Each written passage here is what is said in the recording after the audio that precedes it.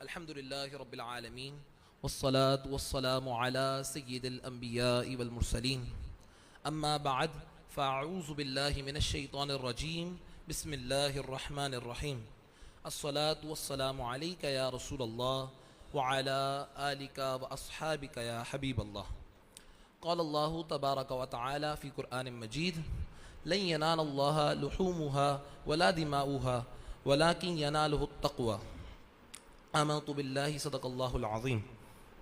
حاضرین ذی وقار اور پیارے طلبہ کرام، ماہ ذوالحجہ کی آمد ہے۔ یہ ماہ اسلام کے اہم مہینوں میں سے ایک ہے۔ یہ مہینہ اسلام کی دو اہم عبادات حج اور قربانی کے لیے جانا جاتا ہے۔ قربانی ایک اہم فریضہ ہے، یقیناً ایک اہم فریضہ ہے۔ اس کو انجام دینے کے لیے لوگ بہت سی کوششیں کرتے ہیں، اچھے سے اچھا جانور لے کے آتے ہیں اور اللہ تعالیٰ کی خوشنودی حاصل کرنے کی کوشش کرتے ہیں، مگر اس اہم فریضے میں بھی یہ بات مشاہدے میں آئی ہے کہ لوگ کئی غلطیاں کرتے ہیں۔ بعض ایسی غلطیاں کرتے ہیں جس سے وہ گناہگار ہوتے ہیں، اور بعض اس قدر غلطیاں کر دیتے ہیں کہ اس سے معاذ اللہ ان کی قربانی ضائع ہو جاتی ہے۔ اللہ پاک ہم محفوظ فرمائے۔ ہمارے ساتھ اور یہی ہمارا آج کا موضوع ہے۔ ہمارا آج کا موضوع ہے، آج ہم لائے ہیں آپ کے لیے قربانی کے موضوع پر ایک اہم اور دلچسپ مکالمہ۔ ہمارے ساتھ جامعۃ المدینہ دارالحبیبیہ کے دو ہونہار طالب علم موجود ہیں۔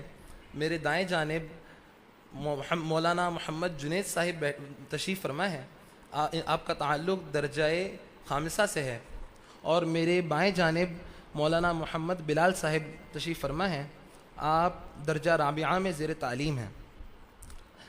اب ہم باقاعدہ مکالمے کا آغاز کرتے ہیں۔ میں پہلا سوال جنید بھائی سے کرنا چاہوں گا۔ تو جنید بھائی یہ بتائیے گا کہ قربانی کس شخص پر واجب ہوتی ہے؟ بسم اللہ الرحمن الرحیم۔ جی مکی بھائی، قربانی ہر مقیم بالغ مسلمان مرد اور عورت جو مالک نصاب ہو اس پر واجب ہوتی ہے۔ مالک نصاب ہونے سے مراد یہ ہے کہ اس شخص کے پاس 7.5 تولے سونا ہو، یا 52.5 تولے چاندی ہو، یا 52.5 تولے چاندی کی رقم ہو، یا اتنی مالیت کا مال تجارت ہو، یا اتنی مالیت کا اس کے پاس حاجت اصلیہ کے علاوہ سامان ہو۔ اگر یہ تمام نصاب جو ہم نے بیان کیا ہے یہ 10 ذوالحج سے لے کر 10 ذوالحج کی صبح صادق سے لے کر 12 ذوالحج کی غروب آفتاب تک پایا جائے گا تو اس پر قربانی واجب ہوگی۔ لیکن یہ جو نصاب بیان کیا ہے ظاہر ہے اس میں وسعت ہے، تو مشورہ یہی ہے کہ دارالفتہ جا کر مفتی صاحب کے پاس اپنی صورت کے مطابق مفتی صاحب سے سوال کر لیا جائے، اپنی جانچ کروا لی جائے، تاکہ جو بھی شرعی رہنمائی ہو وہ حاصل ہو اور درست طریقے سے قربانی ہو سکے۔ اچھا جنید بھائی یہ بتائیے گا، جو آپ نے ابھی نصاب بیان کیا وہ نصاب غالباً زکوٰۃ کے لیے بھی نہیں دیکھا جاتا، تو یہ دونوں کے زکوٰۃ کا نصاب اور قربانی کے نصاب ایک ہے یا ان میں آپس میں کوئی فرق بھی ہے؟ یوں تو قربانی کا اور زکوٰۃ کا نصاب ایک ہی ہے، لیکن اس میں کچھ فرق ہے۔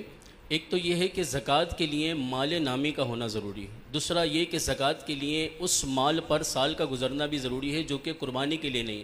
قربانی کے لیے جب بھی 10 ذوالحج کی صبح سے لے کر صبح صادق سے اور 12 کی غروب آفتاب تک اس کے پاس نصاب پایا جائے گا، قربانی واجب ہو جائے گی۔ البتہ یہ ضرور ہے کہ اگر 12 کی غروب آفتاب سے پہلے یہ دوبارہ فقیر ہو گیا تو پھر اب قربانی واجب نہ رہے۔ جزاک اللہ خیرہ، ماشاء اللہ نے بہت اچھی طریقے سے سمجھایا، اللہ آپ کو جزائے خیر عطا فرمائے۔ اچھا بلال بھائی یہ بتائیے گا کہ آپ سے میرا ایک دلچسپ سوال ہے، یہ بتائیے گا کہ اگر ایک شخص ہے اس پہ کبھی قربانی واجب تھی، اس کے بعد جب اس نے قربانی نہیں کی کسی بھی وجہ سے، اب اس کا کیا حکم ہے؟ بسم اللہ الرحمن الرحیم۔ جی بالکل مکی بھائی، اگر کسی صاحب نصاب شخص پر جس پر قربانی واجب تھی اور اس نے قربانی نہیں کی، یہاں تک کہ قربانی کے ایام گزر گئے اور اس نے جانور بھی اگر نہیں خریدا تھا، تو اب ایسی صورت میں شریعت کا حکم یہ ہے کہ وہ ایک بکری کی قیمت صدقہ کرے گا اور اس پر یہ کرنا واجب ہوگا۔ دوسری بات یہ ہے کہ اگر جان بوجھ کر بغیر کسی شرعی مجبوری کے قربانی نہیں کی واجب ہونے کے باوجود، تو اس وجہ سے وہ گنہگار ہوگا اور اس پر توبہ کرنا بھی لازم ہوگی، تو توبہ بھی اس کو کرنی ہوگی، اور جو صورت بتائی بکری کی قیمت صدقہ کرنے کا، تو وہ بھی کرنی پڑے گی۔ ماشاء اللہ، بہت خوب۔ اچھا جنید بھائی آپ یہ بتائیے گا کہ میری آپ سے گزارش ہے کہ آپ قربانی کا جو مسئلہ ہے، قربانی کا جو شرعی طریقہ ہے، وہ آپ آسان الفاظ میں بیان فرما دیں۔ قربانی کا جانور ہو یا جانور ایسے ہی ذبح کیا جائے، سنت یہی چلی آ رہی ہے کہ جانور کا اور ذبح کرنے والے دونوں کا قبلے کی طرف رخ ہونا یہ ضروری ہے۔ ہاں، ہمارے یہاں جو پاک و ہند ہے اس میں جو ڈائریکشن ہے قبلے کی وہ ویسٹ کی طرف ہے، مغرب کی طرف، مشرق مغرب کی طرف ہے۔ اب چونکہ جانور کو آپ اس انداز سے لٹائیے کہ اس کا سر وہ جنوب کی طرف ہو جائے اور اس کی پیٹھ ایسٹ کی طرف ہو جائے، اور ذبح کرنے والا اپنی پاؤں کو اس کی گردن پہ اس کے پہلو پہ رکھے، تو یوں ذبح کرنے والا بھی اور جانور بھی دونوں قبلہ رخ ہو جائیں گے۔ اور ذبح کرتے وقت اس بات کا بھی خیال رکھیں کہ ذبح کرتے وقت 4 یہ رگیں ہوتی ہیں، ایک حلقوم جو سانس کی نالی ہوتی ہے، دوسرا مری جس سے کھانے وغیرہ کی غذا وغیرہ جاتی آتی ہے، اور 2 رگیں ان کے اگل بغل ودا جین جنہیں کہا جاتا ہے۔ ان میں سے 3 رگوں کا کٹنا یہ ضروری ہے۔ اگر 2 رگیں کٹیں یا تینوں رگیں آدھی آدھی کٹی تو دونوں صورتیں جائز نہیں ہیں، تینوں رگوں کا کٹنا مکمل یا پھر اکثر کا کٹنا یہ ضروری ہے۔ اچھا، آپ نے ابھی جیسے کہا کہ قربانی کرتے ہوئے قبلہ رو ہونا ضروری ہے۔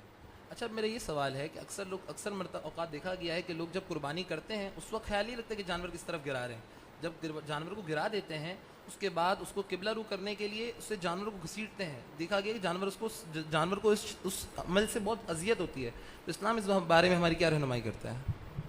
جی بالکل مکی بھائی، آپ نے درست ارشاد فرمایا اور اچھی طرف توجہ آپ نے دلائی۔ دیکھیں، جب جانور کو ذبح کے لیے لٹایا جائے تو پہلے ہی تعین کر لی جائے کہ قبلے کی طرف جانور گرے، بعد میں اسے یوں گھسیٹنا، اذیتیں دینا، تو یوں اذیت دینے والا اور گھسیٹنے والا بلا اجازت شرعی اس کو تکلیف دینے والا یہ گناہ گار ہوگا۔ جزاک اللہ خیرہ۔ اچھا بلال بھائی، یہ بتائیے گا کہ بعض اوقات دیکھا گیا ہے کہ جانور قربانی کے وقت نا بدک جاتا ہے، اس کے بعد وہ اچھلتا ہے، کودتا ہے، جس کی وجہ سے اس کو عیب پیدا ہو جاتا ہے، تو اب یہ بتائیے گا کہ اس عیب کے بعد جانور کی قربانی ہوگی یا نہیں ہوگی؟ جی بالکل مکی بھائی، بعض اوقات ایسا ہوتا ہے کہ قربانی کے لیے جانور کو ذبح کر رہے ہوتے ہیں تو وہ اچھلتا کودتا ہے، جس کی وجہ سے اس میں عیب پیدا ہو جاتا ہے۔ تو اس کے حوالے سے شریعت کا حکم یہ ہے کہ اگرچہ اس میں عیب پیدا ہو گیا اس صورت میں، لیکن اس صورت میں قربانی ہو جائے گی۔ جزاک اللہ خیرہ۔ جی ناظرین اور قابل قدر طلباء، کیسا لگا آپ کو یہ ہمارا خوبصورت مکالمہ؟ امید ہے آپ کو اچھا لگا ہوگا اور آپ نے علم کے کچھ موتی سمیٹے ہوں گے۔ اسی کے ساتھ مجھے دیجیے اجازت، دعاؤں میں یاد رکھیے گا۔ السلام علیکم ورحمۃ اللہ وبرکاتہ۔